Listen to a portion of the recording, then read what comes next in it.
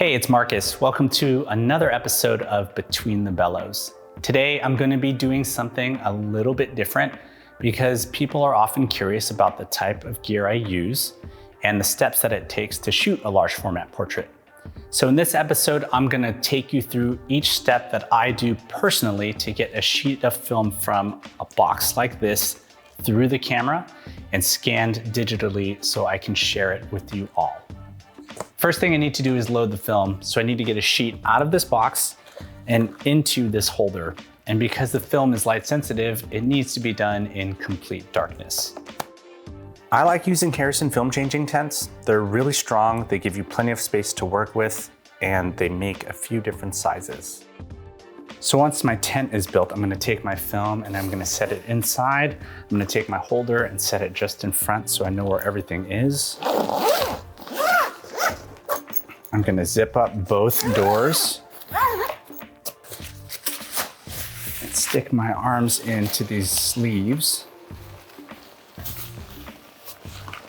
And I'm gonna start loading the film. I take a little bit of time to make sure everything is seated properly in the correct slots. Otherwise, your shot could come out of focus just because it wasn't loaded properly.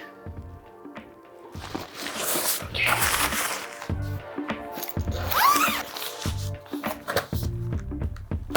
And so the camera I'm using is an arca-swiss f-metric 8x10.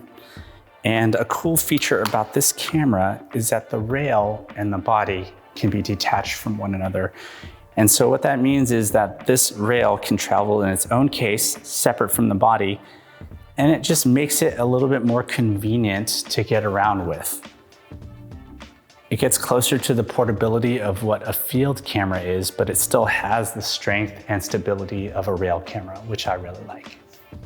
Today, I'm shooting a studio portrait of my friend Cam, who's also a producer that I've worked with over the years. And you're about to see why I love using this camera for portraiture over something like a field camera. Nearly all of the movements I use to compose a shot on this camera are geared. So I'm not constantly loosening and tightening things and having to adjust things over time. Once I make an adjustment with the turn of a knob, it stays in place. And so this allows me to move much quicker when I'm shooting someone's portrait. And while this makes the camera a little bit heavier and less portable compared to a field camera, I would actually prefer this trade-off so I work faster when I'm with someone. Good energy, that's good.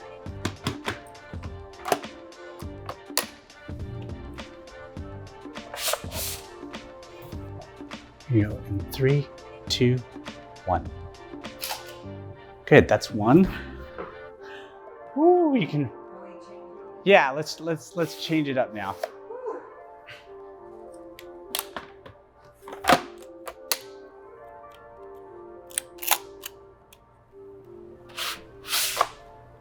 Ready? 3, 2, 1. That is it. So I have my shot of Cam. It's still sitting exposed in this film holder. And now I need to go back into the tent to unload the film and then put it into this insanely big tank here, the Jobo Expert drum, which holds 5 sheets of 8x10 in this revolver-like chamber. And I'm gonna get that going so we can start processing. Once I have the film out of the holder, I'm curling it into a cylinder so I can feed it into the tank chamber. And then once they're loaded, I'm just gently pressing them all the way into the bottom. And then I'm putting the tank cover on, making sure that there's no light leaks anywhere. Okay, let's take a look.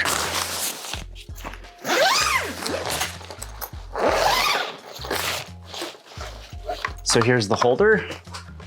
Sheets are out. And here is the tank. For agitation, I'm using this collar by Bessler motor base.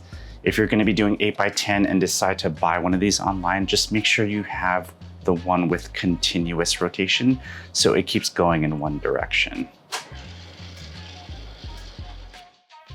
And then it's time to pour the chemicals, starting with 7 minutes of film developer, 1 minute of stop bath, followed by 5 minutes of fixer. If you don't know this stuff, don't worry, it's easy to learn.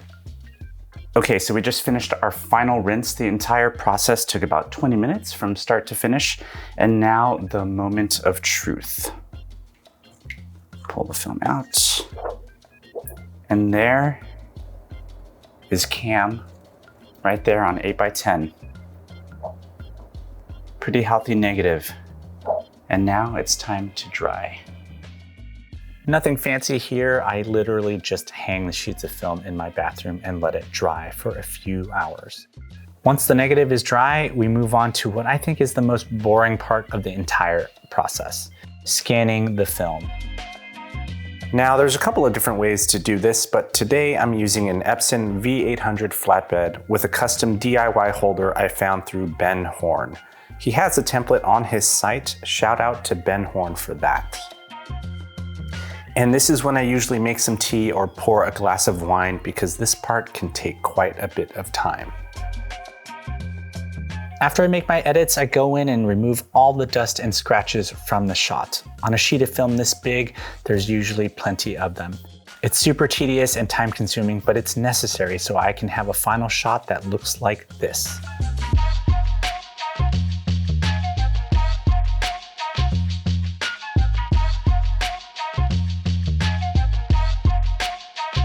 So that is a quick glimpse into how I shoot and process large format 8x10 film.